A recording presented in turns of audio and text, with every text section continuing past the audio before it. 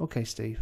Just wanted to give you a quick little recap of what we talked about in your evaluation today, mate. So, what were we observing? We were observing a couple of shot shapes, weren't we? Where the one where there's a big push off to the right, and the other one which just turns over too much to the left and hooks, right? So if we stop you just coming down to impact. Now, we pulled OGrady up next to you during the session. We compared, your club face position. Yes, you're still a fraction closed with your shoulders at that point, but you kind of make up for it by the time you get down to impact. You can see how your shoulders are starting to get open, hips are open. See a little bit of your left butt cheek.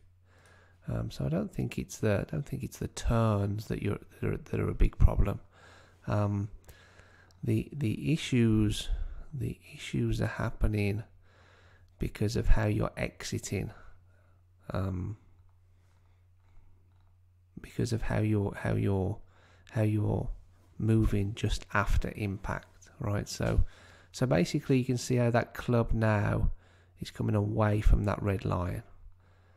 Right, your hands are going a bit too straight down the line, and your right arm is just a little bit too out this way. Right, so what you see is the pros, their right arm's already behind them at that point, and their hands have already got behind their body and turned behind them, so their hands are disappearing at that point. And then when they finish, right, their club's not exiting through their shoulder, their club's exiting well below their left shoulder.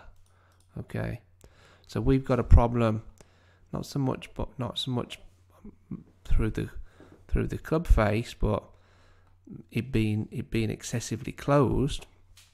But it's more the hand path and what the club head is doing just after impact, which is causing the club face to always turn over, right? Always causing it to turn over. So that's why you said you're struggling. You're always going to struggle to hit a fade. You're kind of going to pull it when you want to hit a fade, and that's why. It's just because the face, the hand path is just going too straight, and that right arm's actually moving away from your body instead of staying connected to your body, so that your hands can turn the corner, right? So it's the face whipping over, and that's where the hook's coming from. So and the push, we figured out, you use the correct term. You use the violent hip movement coming down, and what I will say is, post impact, you have a tremendous sort of idea there with what you called it, the reverse C. I just call it good back bend, right? So you can see how much back bend you've got there. You're bending backwards. That's tremendous. But when you look at your finish here, and you look at where your right pocket is, so your right pocket that is there to finish, well past that red line, and then as we go back, you can see how your right pocket's moved outside that red line, and your left pocket has created all this space, right? So you're moving to the right, you're moving away from the target on your backswing with your head and your hips, and then as you come down, you've got to make up a lot of ground because you've moved to the right, you've swayed to the right a little bit. You've got to make up a lot of ground, and those shots which just go out to the right, you just lunge a bit too much. You get your hips too far forward, right? As you're getting them too far forward, there's a bit of early extension going on with your hips and your spine. That causes the handle to rise up, causes the face to open, and suddenly you're hitting these shots which are 40 yards out to the right. But I think you were right what you said. I was trying to think of the right sort of term, but you called it a violent hip movement, and I would agree with that. Right. So So what did we do? Well, we got you.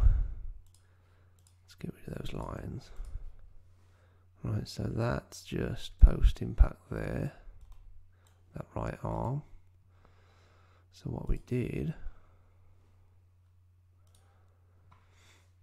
is I said, right, well, show me impact there, kind of preset impact. So you open your hips, you open your shoulders a bit, and then follow that orange stick on the ground with your right arm.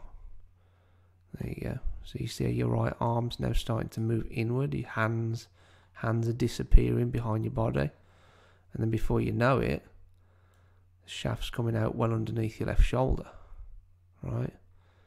Instead of the shaft coming out too high up here, you know, that's through your shoulder is too high, right? It's got to be coming out below your left shoulder, right?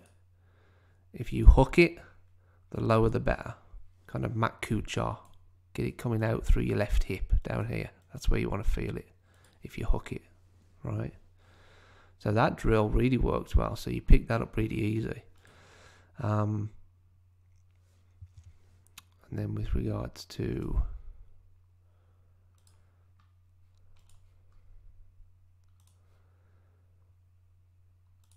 face on,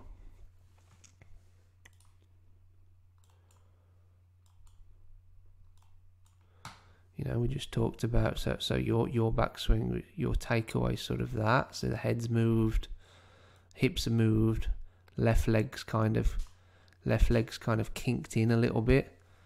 So, you know, we talked about functionality, and we said, right, well, we want to turn your toes out a bit. We want your right leg to straighten, your left leg to flex. And then I've just got a little stick there next to your right hip, and I'm saying, well, move your right hip. Move your right hip away from that red line. There you go. Move your right hip away from that red line. So you're moving your hips towards the target. There you go. So look how much more structured your lower body looks now. So what I'm saying is, with that better structure with your lower body, you won't need to move so violently and aggressively with your hips coming down. Now you can make it's more of a pressure move. Whereas, you know, as you come down now you know, staying more centered, then you'll be able to kind of feel a bit more pressure under your left foot and kind of gradually, incrementally move your hips forward, right? Whereas if they've moved back, then they slide forward and aggressive, right? So that's good. That's really good. So better structure in the lower body. And then the other drill. Where's that video? The other drill. You see the stick on the ground there, the orange stick. Just get your hands following that orange stick. Just get your hands following that orange stick. There you go. That's what you want to do. Just like so many of the pros. I think we use Charlie Wee, right? So you watch him, and the way that it works, Steve, is as they come down, the hands move down to P6, right? So from P6, the hands want to be moving left and up, right? That handle wants to be moving left and up. So you can see through impact, it's moved left and up. Post impact, watch where his hands go. More left, more left, more left, more left, more left, more left. So as long as the camera's positioned in the right place, which is, you know, we want the camera kind of going down the hands or along the toe line, if you like. So there's P6, left with the hands and up, more left and up, more left and up. So just after impact there, you can see just how inward that right arm is, right? Now you're starting to get that kind of look there, whereas before it's actually going out that way. From that position, it comes out underneath your left shoulder. See, the club face hasn't whipped over. Club face is now passive. Right, underneath the left shoulder. Club face a bit more passive. Good. you have any questions, mate, just shoot me over an email. Cheers, Steve.